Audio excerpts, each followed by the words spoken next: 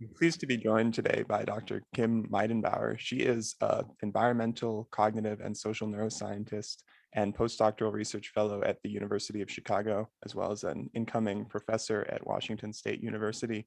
Her research focuses on how the environment influences brain development and how that in turn influences cognition, emotion, and behavior. Kim, welcome to the Nature and Nurture podcast. Thank you so much. I'm really excited to be on here and chat with you. Thank you for taking the time to speak with me. So we were talking right before we started recording about the free will problem. I actually want to jump straight into that. So it's like if the environment influences your brain development and sends you along a certain trajectory, how free are we really? Yeah, I mean that's the question, right? Like that's the big philosophical question for all of psychology in my mind. Mhm. Yeah, I honestly I struggle with this all the time because I mean a lot of the things that I'm interested in relate to behaviors that are, morally laden. So pro-social behavior, antisocial behavior, and like those are things we really care about. And it gets to this question Mhm. of like, uh, you know, can you be culpable for your actions if you're completely determined by both your environment and to a certain point genetics? Like, where does Mhm. the person decision fit into that? And it's tricky and it's Uh-huh. complicated, and I have zero answers to it. I think that there's a role for both because that's always the answer.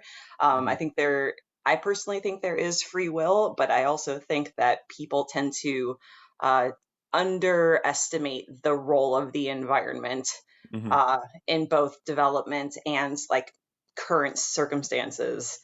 Mhm. So I tend to fall, I think, more on the side of like the environment matters way more than you think it does. But like also, I do still believe in free will, maybe because Uh-huh. I feel like I need to.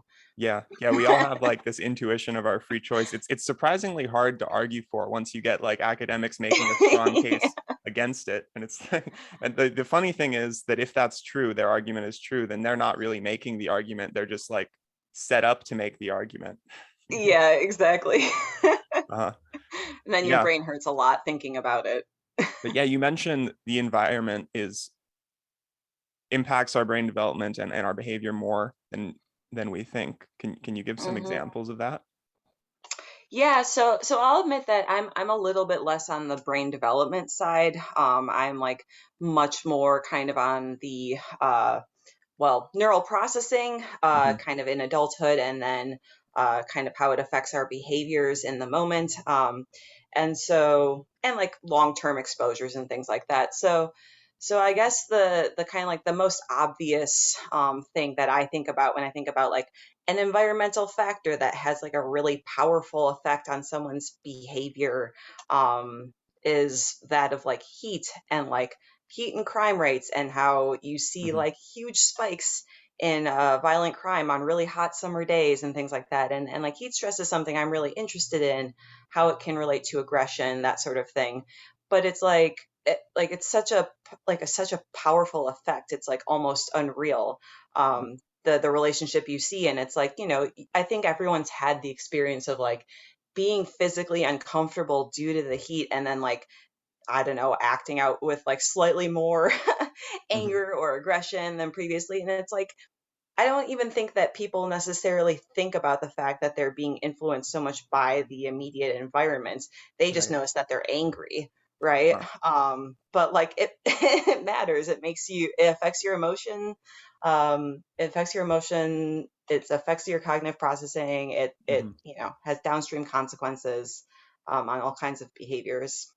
Yeah, yeah. Wow. When I think of environment, I usually think of like socioeconomic status or maybe neighborhood Mhm, resources. Like these are kind of mhm. obvious things that are related to behavior, but then heat is like this ambient, invisible thing that I never would have thought of. Yeah. Yeah, honestly. I mean, heat's like it's like a really powerful thing. And on top of that, it's like I think people like realize that like when they're uncomfortable in it, right? But I don't think that people realize just like how much it can affect their mood and even their cognitive functioning. Like there's really good research that like exposure to just uncomfortable heat, not even like extreme heat, can diminish cognitive performance on like complex tasks. Hmm. And, so that's like a passive thing that, people might not be aware of. It's affecting them. It's affecting their brain. There's even like fMRI research that shows that it alters like functional networks, and makes people, it basically weakens the efficacy of like executive functioning networks, Uh-huh. essentially. Um, and so it's like this kind of like, yeah, it's like this sort of invisible thing. And I think people tend to underestimate it. And, the other environmental factor that I focus a lot on is like nature exposure. And people Hmm. like consistently underestimate the impact that like interacting with a natural environment will have on them. Like there's this really cool paper on like people do not realize that going on just a really short nature walk is going to have such a powerful impact on their mood. They're like really bad at the like affective forecasting, Hmm. essentially. And so they just like, they don't even realize the benefits that they'll get from this, but Uh-huh. the benefits are huge. So yeah, I think it's really interesting. A lot of environmental things that I think you're bringing up are like, the family environment or the home environment as you're growing up, or like your neighborhood. And I think the physical environment, in terms of just like the temperature and Hmm. the access to green spaces or air quality and things like that. I think there's increasingly more interest in them, but I think they've kind of, it's not been like that well studied outside of like this very niche group, I feel like, of in Uh-huh. so-called environmental psychologists, right? Right. There's not a ton of us. Yeah, and my first thought was that it might not necessarily be a direct effect. So like for the Hmm. relationship between heat and crime, for example, Hmm. maybe it's not the heat, but maybe heat makes people go outside, and when you're outside, there's more Hmm. opportunity for conflict. But you're making a case that it's like a direct thing on our cognitive control.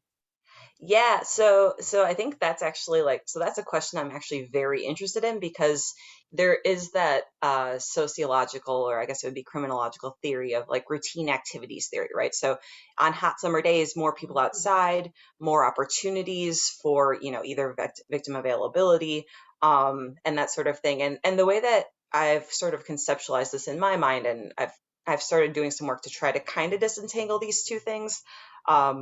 But the idea would be that if you're talking about some sort of opportunistic crime, where it's more about like uh, you know gaining something from someone financially, or what it would be, um, that's kind of its own different thing from the type of crime that I think of as functioning through a heat discomfort cognitive or affective mechanism.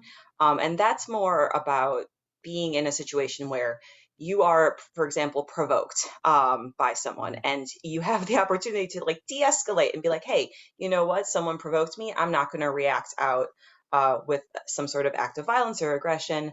But if you have diminished cognitive capacity and you're in a like irritable or hostile emotional state, you might be more likely to actually react violently. And so I actually think of the heat as kind of operating under like multiple different mechanisms in that way. And my hypothesis is that it differs depending on kind of how you characterize the like crime or act of violence, or something like that. Mhm. That's kind of how I frame things. And there's some evidence that that is the case, but it's hard to tease apart, honestly. Uh-huh. Do you or anyone you know in this field look at it from an evolutionary perspective? Try to think, okay, if heat impacts our cognitive function or makes us angry, why would that be the case? I don't. I can't think of anyone. Well, I should say not in the heat literature. There's a lot of stuff about the like evolutionary origins with like the nature research, but I don't know much Hmm. about if there's anything about the effects of heat. I mean, my gut instinct would be that like if there's an emotional response that arises due to discomfort from heat, the evolutionary thing would be like go seek shade because it's Right. aversive. Uh-huh. But I don't know about that, but that is an interesting thing. Yeah, because the nature response, the positive response to being outside in Mhm, nature kind of makes sense, especially if it's not just outdoor nature, but it's like mhm. beautiful areas with like waterfalls and stuff that would be good for your Yeah. survival. But then if we evolved out in the savannas in Africa where it was very hot, it doesn't make sense to me that that would harm us. I would feel like we would be better adapted to it than cold. Yeah, I mean, so personally, I don't know exactly the extent to which I buy into the evolutionary theories about at least like our affinity for nature. Hmm. Personally, so because like I did a study that basically looked at like preferences for different environments in like young kids, Hmm. and we actually found that kids preferred urban environments when they were like four-ish, and Uh-huh. that this like gradually decreased with age. And to me, this suggested that it was actually a learned preference, and not some sort of innate thing, which is kind of what the like the primary evolutionary psych theories about like why do we enjoy nature. They're very much like, oh, we evolved in nature, we have an innate affinity. Hmm. And maybe it is some sort of like biologically prepared learning type of thing where like you do need to grow into it or something, but I find the like the biophilia hypothesis is a big one, that kind of Uh-huh. emphasizes the evolutionary origins, and I struggle with that given some research that I've done and people that have some collaborators that have looked at this in an even younger set of kids, and found similar things. Hmm. So I'm not sure how exactly I feel about those theories. I think that a lot of the times evolutionary psychology, when done right, is very compelling. When done in Hmm. kind of like a post hockey way, Yeah. I feel like I struggle with it a little bit. So, but I don't know. I think it's interesting though, because obviously heat is aversive. Obviously extreme cold is aversive. Hmm. Um, Obviously we were exposed to more heat, on like the African savannas than we would have been extreme cold. But I do wonder about like the exposure during your lifetime to heat or cold, whether that's a much more powerful indicator of what you're going to find aversive than like maybe what your like very, very distant ancestors experienced, right? Uh-huh. So do you see the opposite effect with cold, and when it's colder, crime rates goes down? Yeah, so crime rates do go down when it's colder out, but that is even that one's even harder because it's Right? like Because you could say it's because no one's people stay outside. indoors. Yeah. Yeah. Yeah, exactly. It's not, I don't think there's like strong evidence that like Uh-huh. cold makes people like less aggressive. I think it's Right. almost all the research has been focused on heat. Hmm. Um, So it so depends on what type of crime we're talking about, because I know that during the mhm. COVID lockdowns, rates of domestic abuse went way up. And you could say that's Yeah. because of the psychological stress of COVID and isolation, but it Mhm. also seems like it might just be because people were, indoors and had to face each other more, and I guess more conflict might arise out of that. Yeah, exactly. And so domestic violence and things like that, those are actually like some of the things that are most affected by fluctuations in temperature, for example. So and it's because it's like you can think about that kind of violence as being the type that arises from like a dispute, and that is the reactive type that we're kind of talking about here, not the kind of out of the blue like if I'm out and I'm trying to, get some sort of financial or, I don't know, dominance related gain from like victimizing someone. Mhm. Like that's just a very different thing. And if we're thinking about psychological mechanisms, I think it's pretty intuitive that those are two very different means of enacting aggression or violence. Mhm. And yeah, so when it comes to COVID, I think there's a lot of evidence that, domestic violence rates went up, and, you can think about those as even being the same types of psychological mechanisms, right? Like the stress of COVID makes people feel, it depletes them, like it makes them feel cognitively fatigued and they don't have enough bandwidth to deal with everything. And they're in a Mhm. worse emotional state. And like those are the same mechanisms that we think are kind of at play when it comes to these sort of ambient environmental effects. Yeah. Um, Yeah. I've heard yeah. arguments that even for Zoom calls, like what we're doing now, it increases cognitive load because there's a tiny bit of a lag and you don't have those same like subtle cues, subtle social cues in person. So you have to pay like extra attention. And that's why you get Zoom Yeah. fatigue. Zoom fatigue. Yeah, Zoom fatigue is so real. Oh my goodness. Yeah, I think that's that's exactly right, right? Like anytime that your bandwidth, which I'm like using in a very kind of loose way because that whole thing is kind of its own field. I'm using that in kind of a colloquial way. Anytime that you have like a greater cognitive load, just like you're gonna function less effectively, and especially in a social situation, where and on Zoom where the cues aren't quite so obvious. Hmm. Um, it's huge, right? Yeah. Yeah. Uh-huh. So the new position you're going to be starting next year at Washington State, you're Mhm. also going to be involved in like a health department in addition to the psychology department, right? So I'm going to be joining the Health Equity Research Center, which is kind of, it's not so much a department as it's a center that kind of fosters collaborations and hooks people with different resources, like community Mhm. organizations and things like that. So it's kind of, it's more of like a collective that Mhm. kind of enables researchers who have a bit more of a health equity focus or Right. want to apply their research to using like that kind of lens and approach. So yeah, I'm super excited about that part. This is like Mhm. this is my dream job in that way. Yeah, that's exciting. And it sounds like your research has like two prongs. There's sort of the discovery aspect, and then there's like the what are the public health implications Yeah. of this? And it's Yes, making me think definitely. of how there are these sort of big societal level environmental effects that we don't often think of, like daylight savings, for example. You might have heard that on the bad one, where you lose an hour of sleep, like traffic rates go up and heart attacks go up. And then on the good one, where you Yeah. gain an hour of sleep, all those things go down. Although Right. the, Yeah, yeah. that stuff's so wild. I mean, but that's like, I think that's part of the thing that we kind of, I don't know, at least as psychologists, when we're like very focused on like, kind of small samples, like individual level or like very small kind of group level effects, it's like you think about a small effect and you scale it up to the entire population of the United States, and suddenly those effects are not so small anymore, Right. you know? Hmm.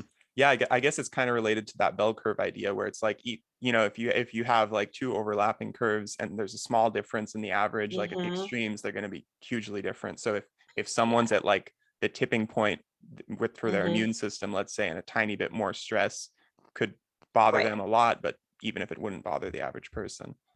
Yeah, exactly. And I think that's like actually a really interesting, I mean, I think it's an interesting avenue for future research, but also a problem within psychology is like the scaling issue of Hmm. like, what is a meaningful effect size when we're looking at a subset of people versus like, what is a meaningful effect size if it's affecting enough people, essentially, Hmm. right? That even something very small can have a huge impact when you kind of zoom out and look at the population as a whole, or at least look at like a much larger subset of the population than what you're Hmm. actually studying.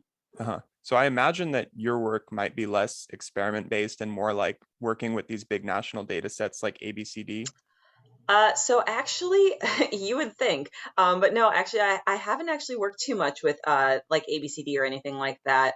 A lot of my work in like during my PhD, and then during my postdoc has been primarily on the kind of smaller scale, like psychology experience. So like online studies, in lab studies, Hmm. and things like that. But I've kind of more recently branched out into to kind of collecting lots of data, I guess I would say, from like a broader population. So I'm doing a project this summer that's like we're trying to recruit about like 500 participants from around Chicago, getting assessments of like kind of how they experience their environments. Hmm. Like, do they think heat is a problem? Do they experience heat when they're out and about? What do they think about the qualities of their different parks? So trying to get like a much bigger and more representative sample of the population of interest that I'm interested in here. So, like Hmm. Chicago residents, essentially, trying to scale up a bit outside of just like running, 50 Hmm. Chicago undergrads, which is not even Right. close to a representative sample of the Uh-huh. population. Yeah. Is this purely behavioral, or are you also scanning their brains? Excuse me. Um, so this study that I'm doing is purely behavioral. And it's actually kind of it's really it's a novel thing that I've never tried this really before, but it's like a quasi experience sampling kind of approach. So Hmm. basically we have an app, participants download it, and then kind of what we're doing is we're having them like whenever they're in like a new place in Chicago, so like they can do this outside when they're before they go into work, or if they're just walking around or in the grocery store, just kind of rate their outdoor environment on a bunch of different attributes. Hmm. And then we're also having them go to different parks in Chicago and like make judgments about the parks and indicate, how does this park make you feel and stuff like that. And so what we're really trying to do is just kind of gather a lot of data about differences in outdoor environment qualities in Chicago, get some data about our participants' kind of relationships with their neighborhoods and kind of their backgrounds, and like, do they use parks normally and stuff like that. Hmm. And then we're going to try to kind of link things at the participant level, and then actually try to scale it up to linking some of these attributes to these like large scale outcomes that we care about. So things like crime rate, Hmm. things like mental health and mental illness prevalence, like Uh-huh. public health, that sort of thing. So it's a really cool project, and it is purely behavioral, but the dream is to like actually do some sort of like mobile neuroimaging with people in these real environments, Right. which is why I'm pretty hype about FNIRS, because Hmm. that's how I think we'll do it. Right. So you could put a cap and it's like portable and Hmm. measure their brains while they're Yeah, walking around. exactly. Yep, that's like the goal. I'm hoping Uh-huh. I'm hoping we can properly do that soon. Some people have done it. I'm working towards getting to the point where I feel like very comfortable Hmm. doing that and feeling like it's really robust. But I think it's the future, personally. Yeah, that would be really cool. It also makes me Hmm. think of what you could do with like smartphone data, because you could have Hmm. geolocation tracking and then also Yeah. like data on what the weather is like just from your phone. Yeah, exactly. And that is actually kind of what we're doing with this too, is that right? Like we're using people's own phones, and we have the GPS coordinates of like where they stopped to take the survey, and we have date and Hmm. time, so we can know like what was the temperature at that point, really, like not just what does it feel like to them. And actually, kind of in concert with that, we're having some RAs and some of our community partners like walk around different parts of Chicago, and they're like equipped with like air quality and heat sensors. So we're getting like actual data on like what is the pedestrian level temperature and air quality, Hmm. not just what does like the like meteorologists say. So Uh-huh. yeah, I don't know. I'm at this point, I'm just like, give me more data, because I feel like we don't have a good way to link a lot of these really like large scale environmental factors. Like we know that there are more trees here, or we know that there is a Hmm. park here, or it's like generally hotter, but and we know that, for example, those things are related to like more or less crime, but like how does that actually work through the person, is kind of the Uh-huh. question, right? Like we're making a lot of assumptions if we just like model crime with heat or something like that. Hmm. So my goal with this is like bring it down to the person, like what is the person experiencing, Hmm. and how can we then make sense of these effects, knowing that they go through people, right? They Yeah. don't just bypass people. So Hmm. A yeah. while ago, I did a podcast with Neelam Ram at Stanford, and he's working on this human screenome project. So he's trying to use Screenome, smartphones that's amazing. as a way to, yeah. So it's like the technology equivalent of genome. So as a way Love to that. like do this individualized probing, because you know a lot of the literature on something like screen time, it's kind of just Hmm. like it lumps it as this single variable, but it's you could be spending 4 hours on your device or really any amount of time Right. and doing vastly different things. Right. So he's more focused on looking at what's actually going on the device and how does that impact like mental health and behavior outside in the real Sure. world. But I wonder if you could also couple that with more of this real world data you're talking about. Yeah, absolutely. I think that's really I think that's a really cool thing. I Mhm. would love to know also like one thing that would be really cool is like we look at like park visits and how do visits relate to different things, but like Mhm. are people going to parks and then just sitting on a bench and looking at their phone, or are they like are, Uh-huh. are they just like Right. are they actually walking around experiencing nature, right? Like a lot of our assumptions about like Mhm.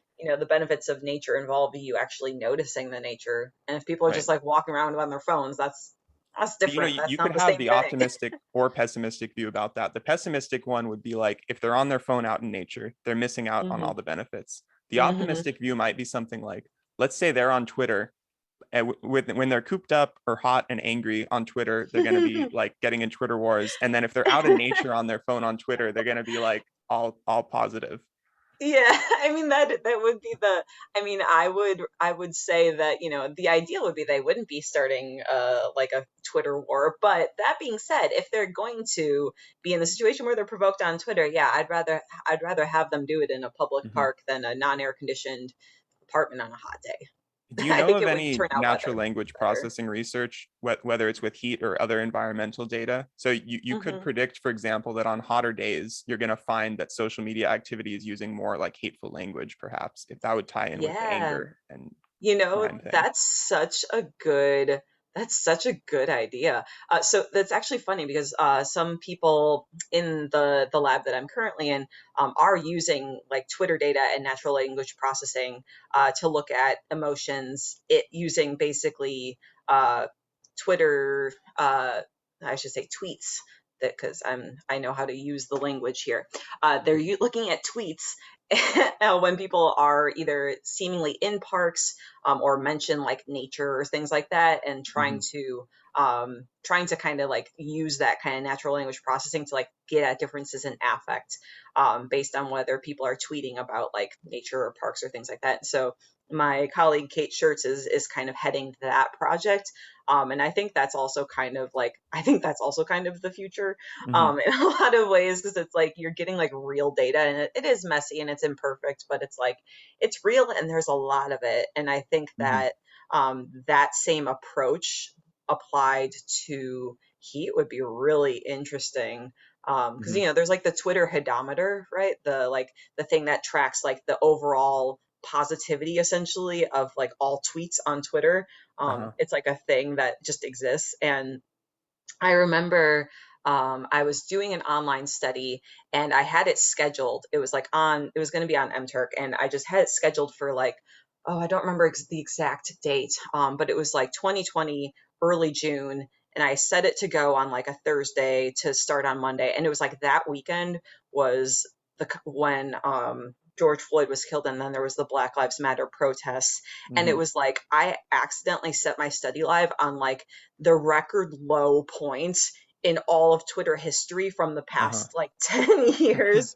And I Yeah. remember Wow. thinking like, and it was a study about affect, and everyone's baseline affect on that Uh-huh. on that study was so low. And I was like, well, this is a good sanity check for the Twitter hodometer, because all of my Hmm. participants were real bums going into that day, which, like, valid. Yeah. I was also bummed that day, but it is kind of cool when we think about using these kind of non-traditional means of getting kind of big data on how Hmm. people are feeling. And I think Twitter's a really interesting one for that, though caveats, people tend to be like more extreme on Twitter than they would be in their, daily lives. You're not getting like Hmm. a really representative sample of like the gamut of emotions, because people tweet when they're Right. really mad or really angry or Uh-huh. really happy, I guess. So, Yeah, so I guess that would be coupling it with individual differences. I mean, mm, obviously online there's going to be different types of people doing different types of things. But right. then even with resilience, for example, some people are going to be more resilient to others in terms of like environmental stressors. So how do you take that into account in your research? Yeah, I mean, honestly, that is something that I've actually only recently started looking into. So, one thing that, again, my colleague Kate Schertz and I, we share a lot of common interests. So we've both been Hmm. very interested in this idea of like, what are the dispositional factors that like kind of influence whether or not you're going to benefit from different environment types, or you're going to be particularly susceptible to different environmental factors. And there's this one thing that we're investigating currently. It's called like the highly sensitive person scale, and essentially it's like how sensitive are you to your physical and social environment. Hmm. And we would like not that much work has been done on like linking that to environmental exposures, and like how people respond to them. But we have a hypothesis that if you tend to be more affected by your surroundings, Uh-huh. then for better or for worse, changes in your environment are going to have more of an impact on you. So you might benefit more from nature, and you might have more of a uh, I don't know, like you might struggle more with extreme heat or Hmm. poor air quality or something like that. Yeah. I think Yeah, it's that a really makes interesting a question. lot of anecdotal sense because you have some people who are fine in any Hmm. temperatures, some who are like really good with heat but can't stand the cold, some who can Yeah. stand the cold but not the heat. and then others Yes. that are just very sensitive to everything. Yep. Yeah, exactly. And that's actually another thing that I've been thinking about a lot when I'm I've talked with a lot of people about this heat thing, and I definitely I anecdotally get a lot of people being like, "Oh, yeah, I get that. I absolutely hate heat. It makes me so mad. Like I would rather be cold. I would rather be freezing than ever experience anything above 75." And Mhm. meanwhile, I'm like, Wow. I've been in the Midwest my entire life. I never want to experience another Chicago or Wisconsin winter. I am over winter so much. I would Mhm. take heat any day. So it's very funny. People have like a lot of opinions, Uh-huh. myself included, about like what is an acceptable temperature. And then yeah, like you say, there's a lot of differences in like whether people care at all. Some people are just like, eh, Yeah. So we're gonna you have all know. these different anchor points because if I moved from Mm-hmm. Southern California to Washington, I'd probably think it was Yep. cold and rainy. You're coming from Chicago, so it's gonna be a massive upgrade. Yeah, I mean, honestly, so Washington State is like on the eastern edge, so it's actually less rainy, but it is more temperate. Like the fact that winters are not going to drop below freezing that often is like a dream come true for me because yeah, I'm not a fan of leaving my apartment in winter and then just like immediately my face hurts because the wind and the outdoors just like feel like they're attacking me. Not a fan of that. I'm looking forward to not experiencing that as much. Uh-huh. Yes, the way we've been talking about physical environment for the last half hour makes it seem so obvious, but I'm still Yeah. curious how you decided to look at heat exposure and because that's something I never would have thought of. Yeah. Well, I mean, I guess how far because it's been a circuitous route to get here. So I don't know how far back should I start on this. As far back as you like. Yeah, I mean, so I would say like the heat thing honestly was a pretty recent thing I became interested. Like I always have been interested in kind of like what makes some people act out prosocially, what Hmm. makes some people act out violently or with aggression. Um, I've always found that question just to be a very interesting one. Hmm. Um, and I like in my previous like work early in grad school, I did a lot of looking at kind of these like dispositional predictors, so like trait empathy and trait psychopathy and things like that. Hmm. And I eventually found myself very dissatisfied with just focusing on kind of the trait level things because I'm like, you can't Uh-huh. change them like Right. the way that you could change something that's external, right? Uh-huh. Um, You must be and familiar with so Abigail Marsh's work then. yeah, yeah, she does really cool stuff. Yeah. Yeah, so I was just interested in like kind of like what causes people to do like behave, prosocially or antisocially. And I really started to think about like, okay, I think there's a role of basic science undoubtedly, but for me personally, I just wasn't satisfied with doing work that I didn't feel like could lead to something that is more policy based or like could Hmm. be changed or intervened upon so Yeah. readily. So that's when I started looking at kind of this environmental psych stuff. I collaborated a bit with my with Mark Berman, who is my PhD advisor and my postdoctoral advisor in undergrad, and then I decided like, okay, actually, you know what, this is the lens that I want to look at sort of this topic through, is kind of through these environmental factors. And then I started out just looking at nature stuff, and then we just kind of started brainstorming things for writing a grant, because that's how ideas are generated because we need money. Hmm. And we started making this grant about like heat, and it's like, why does heat stress cause violent crime at like the psychological or neural level? And Hmm. there's like a lot of research in the kind of the 90s by like Craig Anderson and some of his collaborators that were like, um, it gave us some pretty good initial evidence that there is like a psychological effect here. But it was pretty, there wasn't a ton of it. It kind of died out, I think, for a while. And I don't think that the idea of the cognitive mechanism was really identified hardly at all. It was Hmm. like kind of proposed as like a thing that might be happening, but it's never really been tested.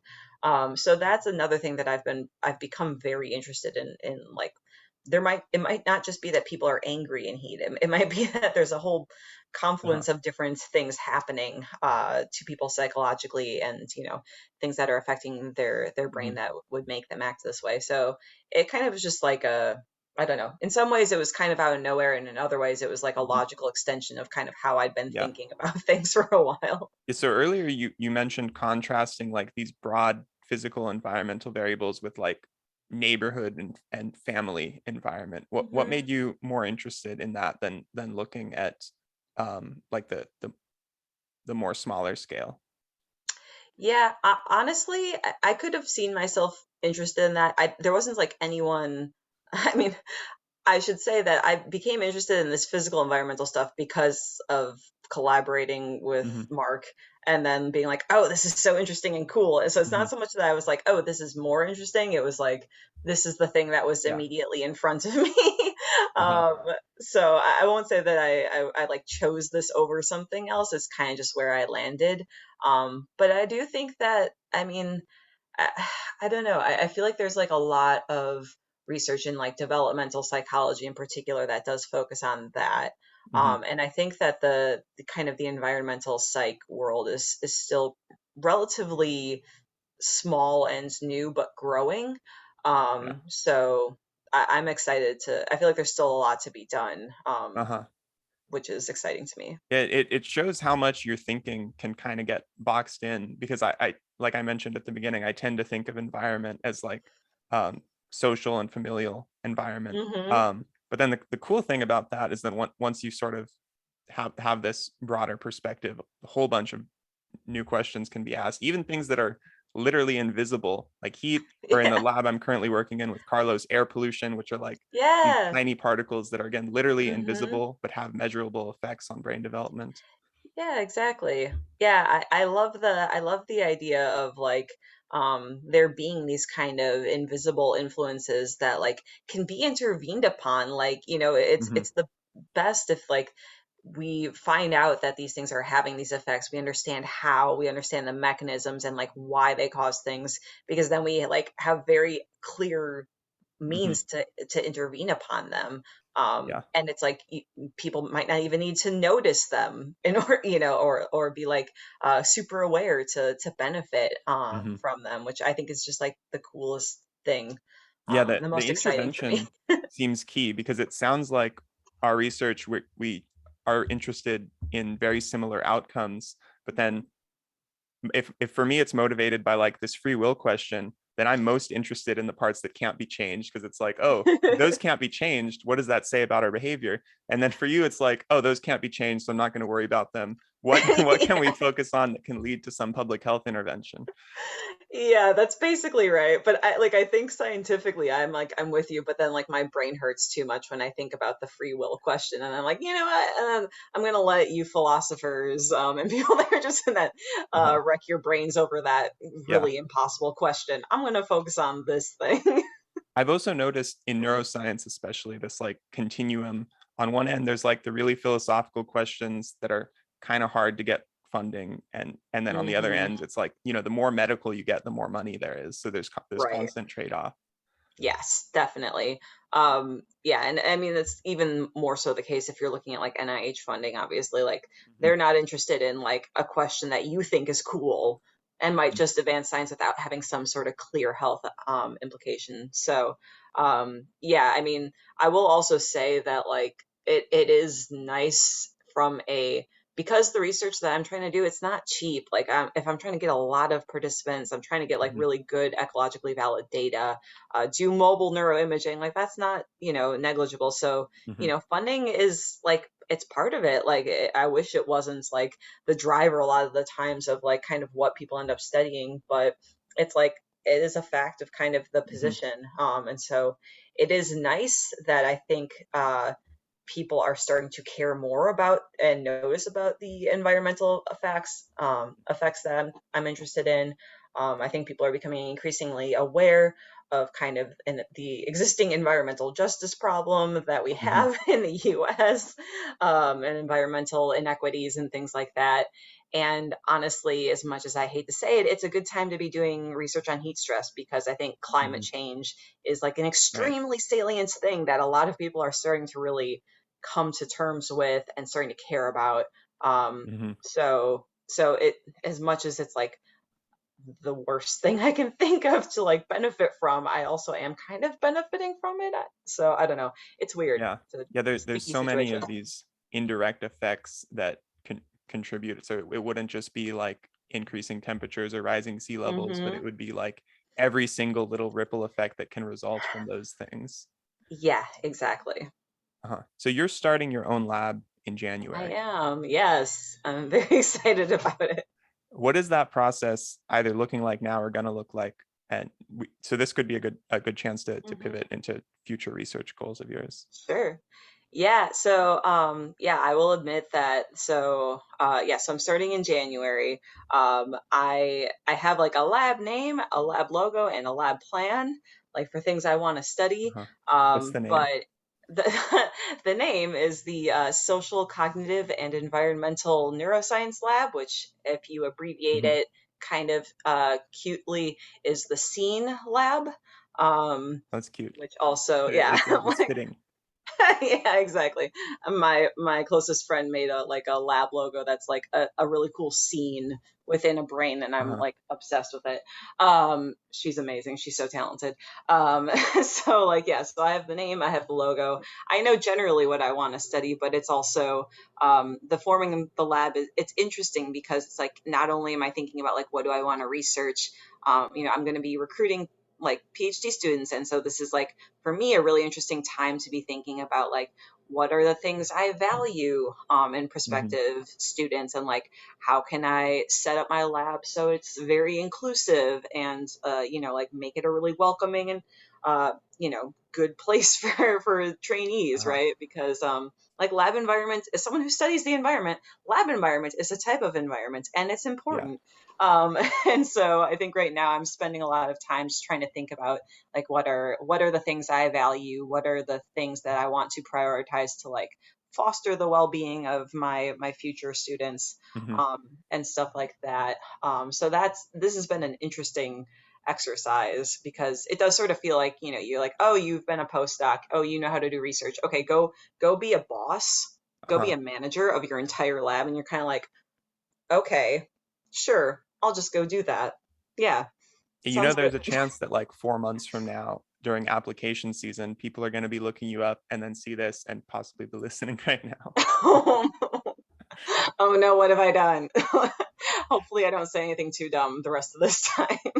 But it'll be interesting to see how your students might come to you with these novel ideas. Like again, Hmm. from my perspective, before I heard about any of the air pollution stuff, for example, like Hmm. literally these invisible particles that I never think of. So I'm wondering, even Yeah. with you being an expert in this field, if there are any of these like far out there environmental variables that a new student might just come to you and blow your mind with.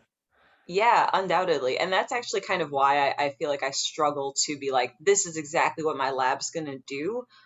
Because like I'm not going to be the only person generating ideas, right? Like I want people to bring Uh-huh. to me their like crazy. I love crazy ideas. Like it's the most interesting when it's something Hmm. that I haven't even considered before. So like I know what I'm interested in, and I know kind of the general like things that I value and I would like our lab to value, but like, what other like random ideas Hmm. are students gonna have? Like, I don't know, but Yeah. I'm excited. In a way, social, cognitive, and environmental is everything. So I think I know, you got I yourself know. covered. There's nothing off the table.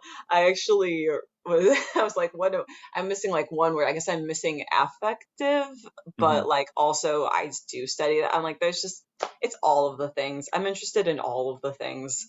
Uh-huh. I have a hard time kind of sticking in one lane, I would say.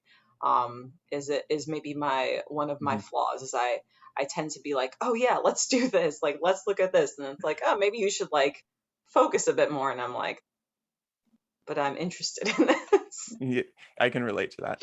Yeah. Yeah.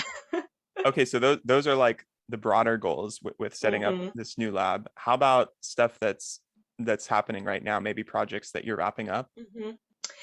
So the main thing and kind of like the reason I ended up delaying my start to the spring semester is because I'm doing this like project this summer, which is this like big experience sampling thing that I kind of mentioned about previously.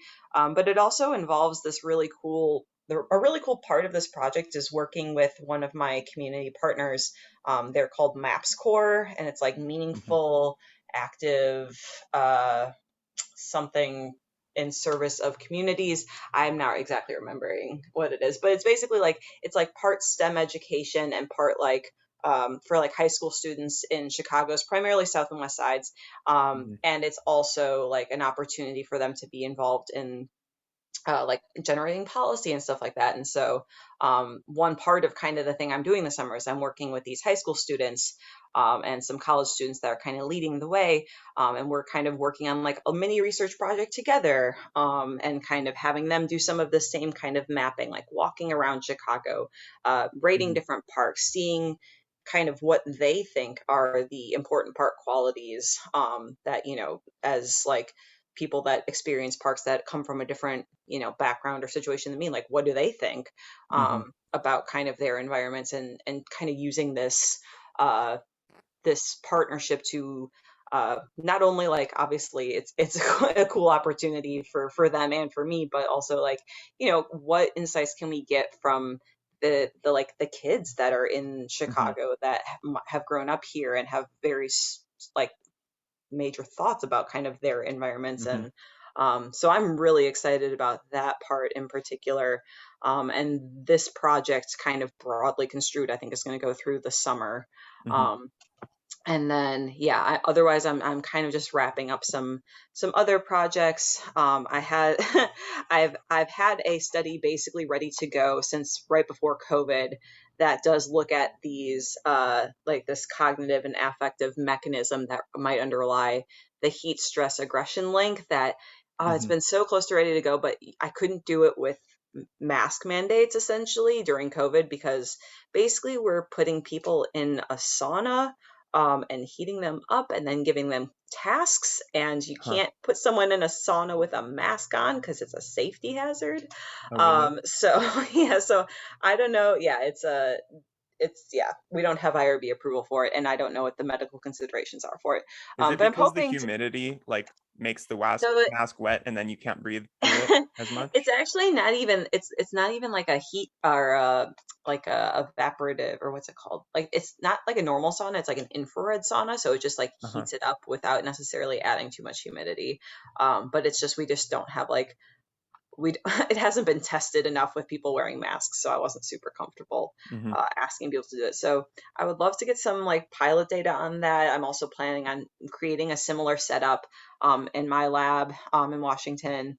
But that has been like a project that has been like so like close to ready to go for so long, but like we were right ready to go when mhm, COVID hit, and so it's been backburnered.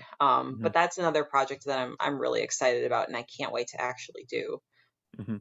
Yeah, that's exciting. So going back to the green space study you mentioned in kids, Mm-hmm.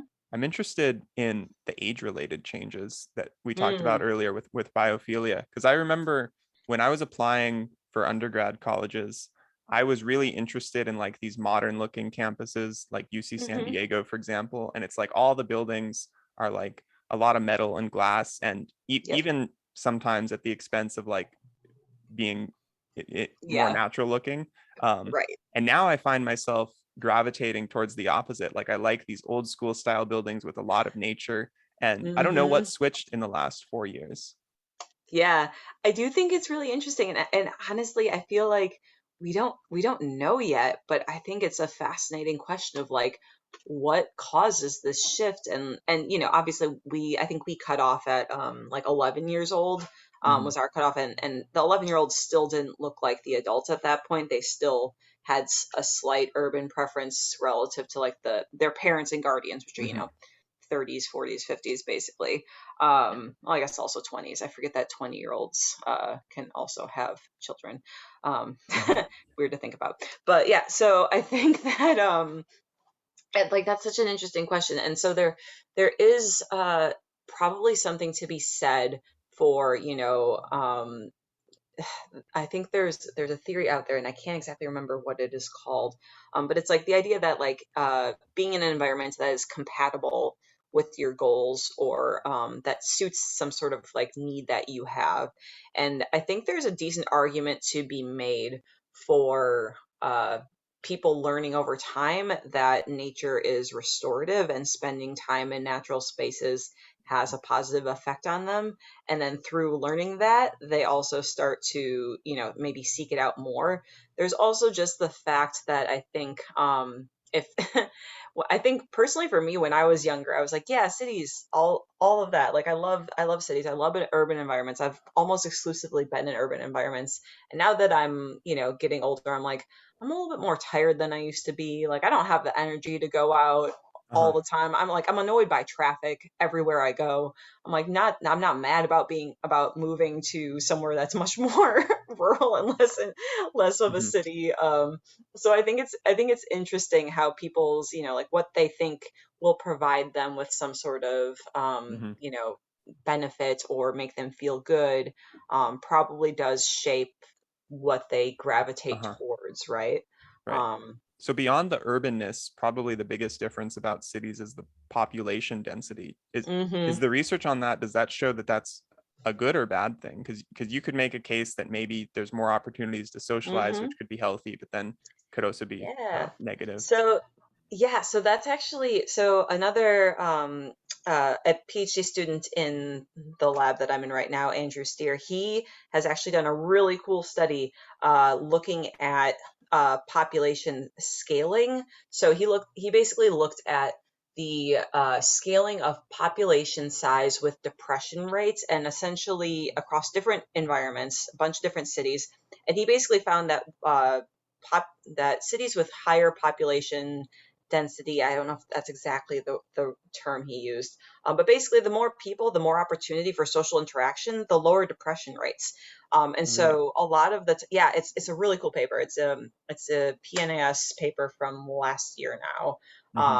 It's a really cool paper, and I think that is kind of one of the major benefits of cities. It does create more opportunities for social connection, both like meaningful and potentially more fleeting.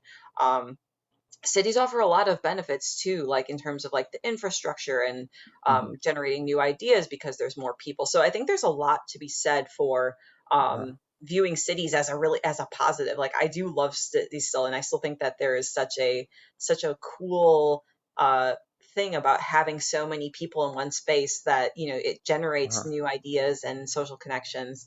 And so in that way, I think cities are awesome. And I think that sometimes they get a bad rap for Hmm. having like a lot of problems that result from having a lot of people in one space, and there being inequities in the resources and Uh-huh. things like that. But I think it's Yeah. really interesting, and I think it's important, and I think cities are great.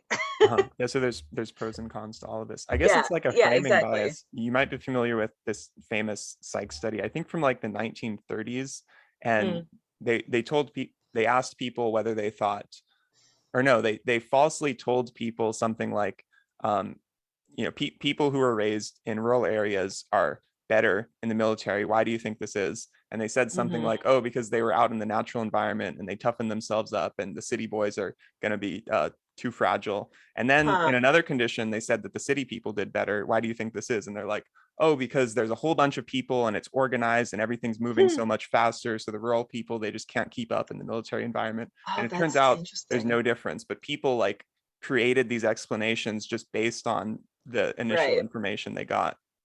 Yeah, totally. And I mean, I think that's the case anytime that there isn't like again, the most things, there's almost never a straightforward one is better or one is the dominant thing, right? Like in Uh-huh. all of psychology ever. But I think that's the case anytime there is some sort of ambiguity, or cities are better for some, like there's no doubt cities are better for some things. More rural or suburban areas are better for other things. It's Uh-huh. obviously not black and white, and they do have their pros and cons, and it's easy to justify one being better over the other if you already go into that being like, oh, I'm very pro city, so I'm going to focus on all the positive attributes of the cities because Uh-huh.